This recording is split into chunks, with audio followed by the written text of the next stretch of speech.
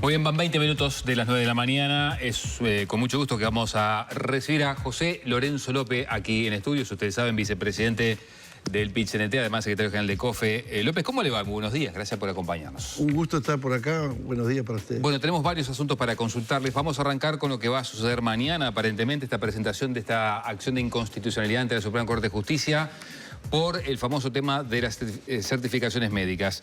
¿Está el número cerrado? ¿Son 50 casos, 50 funcionarios? Bueno, pueden ser algunos más. En realidad lo que nosotros habíamos definido es que a partir de que empezaran a caer los descuentos por las licencias, por el nuevo régimen de certificaciones médicas, íbamos a promover esta acción de inconstitucionalidad y establecimos, sí, en principio un número de 50 casos de trabajadores de diferentes organismos que ya fueron afectados por estos descuentos para iniciar esta acción. ¿Bajo qué argumento? Básicamente el de la desigualdad, ¿por dónde pasa? Hay tres principios que nosotros entendemos que se violentan de la Constitución de la República. El principio de igualdad, el principio de proporcionalidad y la protección del salario. Son tres ejes que, desde el punto de vista del asesoramiento que tuvimos con constitucionalistas y también con los asesores de nuestra organización, es por donde pasa el contenido de esta acción de inconstitucionalidad, que tiene que ver, básicamente, el principio de igualdad está absolutamente violentado en el sentido de que la ley promueve una desigualdad entre los propios trabajadores del Estado. No es lo que sostiene el director de la Oficina Nacional de Servicio Civil. Y bueno, repaso en concreto, señala que el principio de igualdad en tanto el funcionariado público está ordenado en categorías o escalafones y cada una de ellas tiene sus particularidades, y en ese sentido el sistema constitucional uruguayo se afilia al régimen de estatutos múltiples de funcionarios públicos. Esto respecto a la ley 20.077. Pero la Constitución dice que todos somos iguales ante la ley y no discrimina sectores, digamos, de trabajadores. Entonces, cuando uno ve que, por ejemplo, en la Fiscalía de la Nación se le va a aplicar a los funcionarios, pero no a los fiscales, cuando uno ve que en el Poder Judicial se le va a aplicar a los funcionarios, pero no a los magistrados, cuando en el Ministerio de Relaciones Exteriores se le aplica a los funcionarios, pero no al personal diplomático, cuando ve que en otros sectores de funcionarios públicos ni siquiera se aplica, que en el poder político, en el Parlamento, no se aplica ni a los funcionarios ni a los parlamentarios, que en la administración central se le aplica a todos los funcionarios menos a los cargos políticos, claramente entendemos y tenemos fundamentos constitucionalistas que nos dicen que el principio de igualdad está absolutamente violentado en ese sentido, y que claramente ese es el argumento de peso, uno de los argumentos de peso que vamos a colocar en esta acción de inconstitucionalidad. ¿Con estos recursos qué pretenden? Porque se tomaría para esos casos concretos, pero pretenden que haya un cambio a nivel de gobierno. Si a cualquiera de estos casos, porque si bien los presentamos juntos, los casos son individuales, digamos, si la acción de inconstitucionalidad prospera y hay una definición a favor del planteo que estamos levantando como COFE, claramente lo que va a suceder es que la ley va a caer, porque después eso se genera una especie de jurisprudencia que, si no, el Estado va a tener una serie de juicios muy importantes. ¿Y qué lectura hace de que efectivamente bajaron las licencias médicas en un porcentaje bueno, eso es una mentira, importante? ¿Es mentira? Es mentira, lisa y llanamente, de palabras que nosotros hemos escuchado del propio director de la Oficina Nacional del Servicio Civil, que no tiene ningún peso desde el punto de vista estadístico, porque, entre otras cosas, porque es el primer mes que se aplica el descuento en la mayoría de los... Es más, a los trabajadores de los ministerios más grandes todavía no le ha entrado el descuento. Usted dice que Sánchez, el director de la Oficina Nacional de Servicio Civil, miente para justificar la medida. Exactamente. Eso es lo que decimos, lo expresamos en un comunicado de COFE. No tiene ninguna rigurosidad ni científica ni estadística lo que dijo el presidente. Es más, Lo que nosotros sabemos, porque hemos indagado con nuestros compañeros en cada uno de los organismos, es que no ha habido ningún cambio sustancial en el marco de las licencias médicas, porque realmente la gran mayoría de los trabajadores que están usufructuando una licencia médica es porque están enfermos.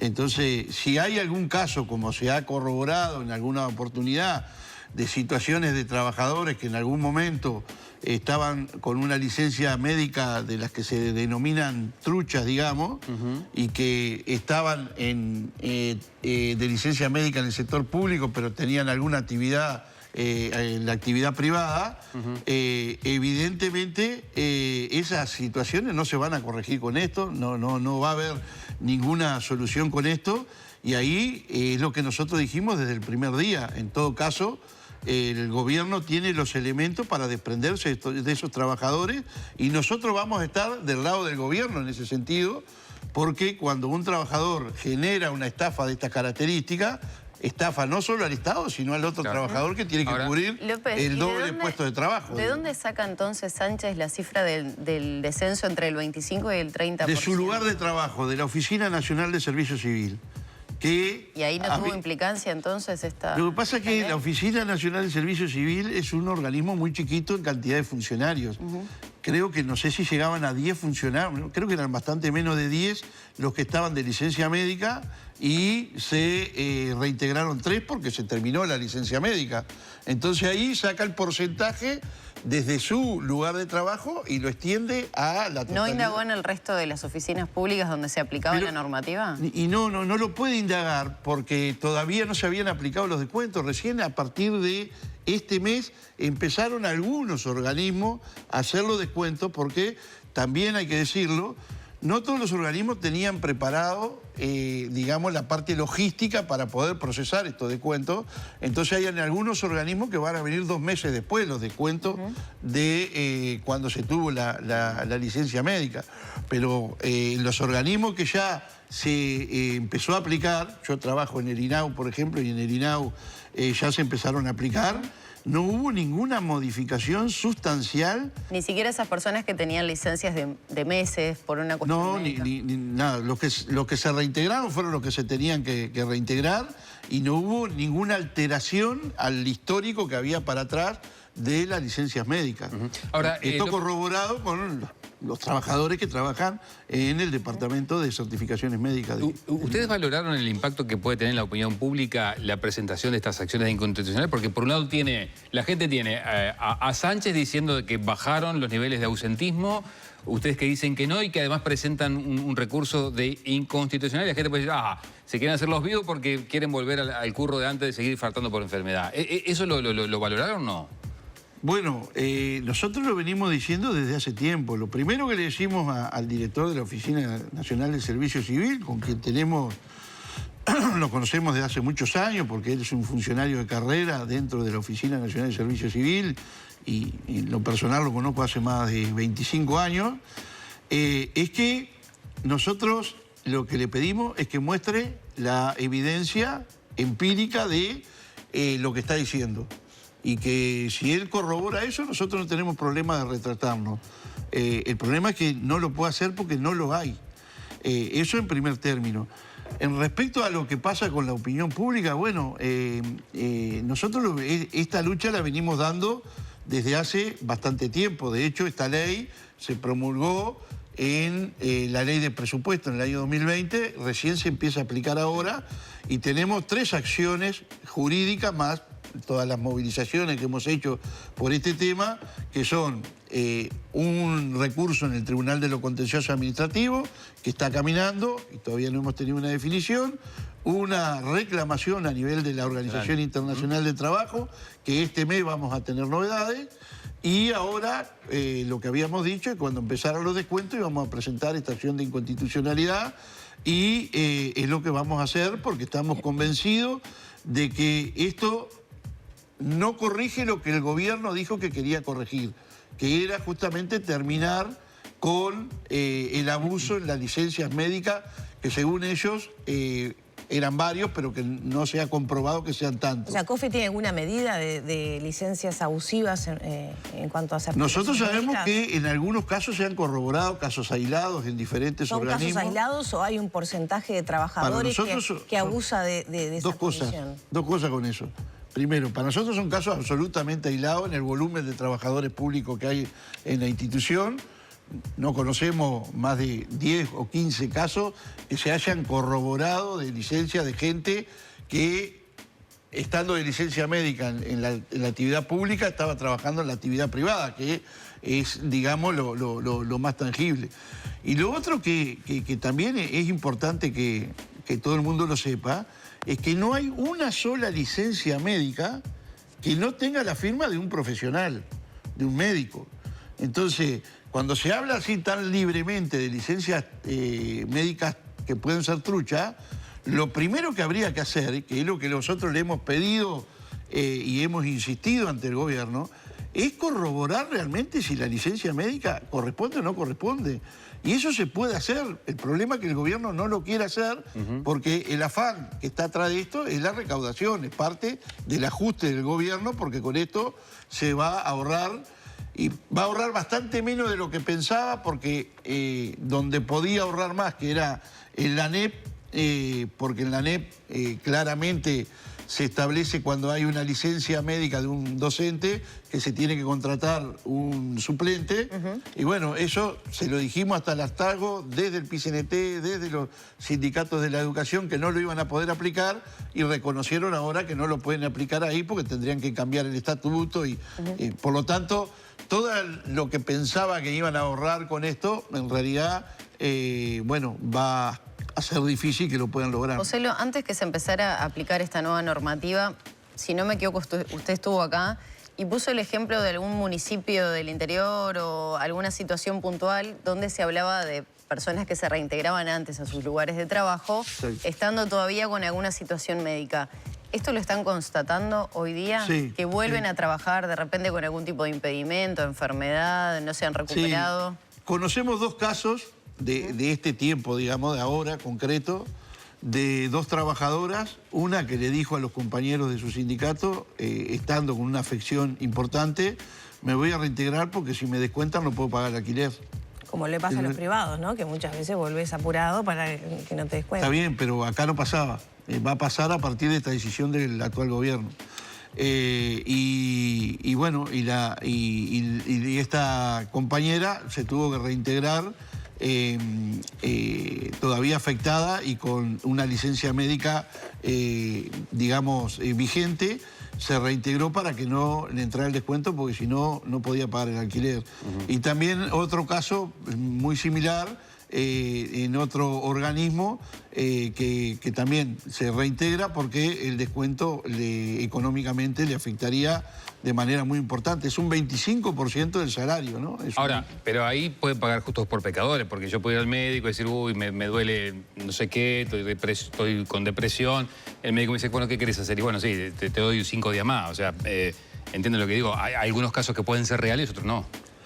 Bueno, ahí ya es un problema del médico, yo no me puedo meter en eso. Yo lo que digo es que desde el punto de vista de del impacto que quería tener esto por parte del gobierno, que lo ha explicitado en el sentido de que esto iba a bajar sustancialmente la cantidad de licencias médicas, esto no está sucediendo. Nosotros convocamos y no tenemos problemas en debatir con el propio director de la Oficina Nacional de Servicio Civil para que ponga números concretos arriba de la mesa y ver si realmente lo que él dijo es cierto. Nos quedan 3 minutos y varias preguntas para hacerle. Le pido celeridad en la respuesta correcta. Bueno, la primera, ¿le sorprendió positivamente que el gobierno le concediera la cadena por lo del plebiscito? Bueno, sí. Sí, creo que... ¿No se la esperaba? No, nosotros cada vez que la pedimos a la cadena es porque entendemos que es una herramienta para informar a la población y la pedimos como siempre. ¿Quedó conforme con el horario? Pensábamos que íbamos a tener la misma respuesta, por lo menos yo en lo personal, que hemos tenido hasta ahora, pero me sorprendió positivamente. Me parece que es una señal importante del gobierno darle la posibilidad a quienes promovemos este plebiscito de poder llegar a la población de la manera más directa posible. Va a ser a las 18 horas y no tradicionalmente, no, es más tarde. Bueno. ¿Les conforma el horario o hay ahí algún comentario para hacer? No, yo creo que normalmente siempre se hacía un poco más tarde, que es en los horarios centrales, pero lo importante es que está la cadena y que se va a poder llegar a la población. Mire que a su Rayado Tarde lo mira mucha gente, así que van a tener buena audiencia. Sí. No, sin duda. Yo cuando puedo lo miro. Está bien. Esta recta final va a ser fundamental para quienes promueven este plebiscito, teniendo en cuenta que el sistema político prácticamente en su totalidad, lo han dicho, ¿no? Actores del gobierno, el 90% está en contra de este plebiscito. ¿El 90% de qué? Del sistema político, de los partidos. Del sistema político, sí. Pero las encuestas dicen otra cosa, o sea, respecto a la opinión pública. Por lo tanto, hay mucha expectativa en el movimiento sindical de que se pueda lograr conquistar este objetivo. Y bueno, y se está trabajando fuertemente para ello y que por supuesto que estos últimos días son fundamentales para la posibilidad de llegarle a la mayor cantidad de gente posible. Les estribo la última de mi parte. ¿Le molesta al PIT-CNT y a usted personalmente que una y otra vez Valeria Ripoll cuestione a los sindicalistas que están haciendo campaña y que le están haciendo favores al Frente Amplio? ¿Le molesta que su ex compañera, digamos, del PIT haga esos comentarios? No, a mí en lo personal no. Yo a Valeria hemos militado juntos mucho tiempo. Me parece que es contradictorio lo que dice. Yo la conozco de la militancia. Quien cambió su tesitura fue ella directamente, ¿no? Ella ahora habla del FAT-PIT, pero en realidad, si uno hace el análisis de este periodo de gobierno, las dos principales dirigentes que se pasaron del movimiento sindical a la actividad política se fueron para el Partido Nacional, Valeria Ripoll y Patricia Rodríguez del Sindicato Policial. Entonces... Bueno, Fernando Pereira era presidente del PIT y preside el Frente Fernando Pereira sí, también, Fernando Pereira sí, pero ¿cuál es la diferencia entre una y otra? Me parece que cuando se pasan toman la decisión de ir a la actividad política, dejan de cumplir sus funciones en el movimiento sindical, y eso ha pasado históricamente. Sí, lo que se dice es que justamente no dejan la actividad. Por ejemplo, Marcelo Abdala está en las listas del Partido Comunista y sigue siendo presidente del PIT-CNT. Pero está en un lugar relevante. Yo estoy en una lista también. Sí, también. La Secretaría General es la suplente de Vergara. Sí, está de licencia, no está en funciones en el PIT-CNT. Los que tienen, de alguna manera, una actividad, digamos, una posibilidad concreta de poder ser elegido, hoy no están trabajando en el movimiento sindical, están en uso de licencia y si salen electos se van a tener que ir del movimiento sindical. Se retiran del movimiento, claro, o sea, por lo menos hacen un impas la militancia. Claro, nunca ha pasado de que se esté, digamos, en los dos lados del mostrador, por decirlo de alguna manera. Pero sí, todo el mundo, acá no hay proscriptos. Todo el mundo tiene... Esto normalmente se cuestiona en el movimiento sindical, porque en la asociación rural, en otros ámbitos de la actividad pública y privada, nadie cuestiona cuando dirigentes de otras corporaciones participan en las listas y ni siquiera toman licencia como tomamos en el movimiento sindical. Bien. Entonces me parece que esto es una cuestión que para nosotros... lo tomamos más como una provocación para ver si se puede generar un debate que para otra cosa, porque esto ha sido histórico y va a seguir siendo así. José Lorenzo López, José López en realidad, como lo conoce mucha gente, muchas gracias por acompañarnos. Un gusto, como siempre, estar por acá.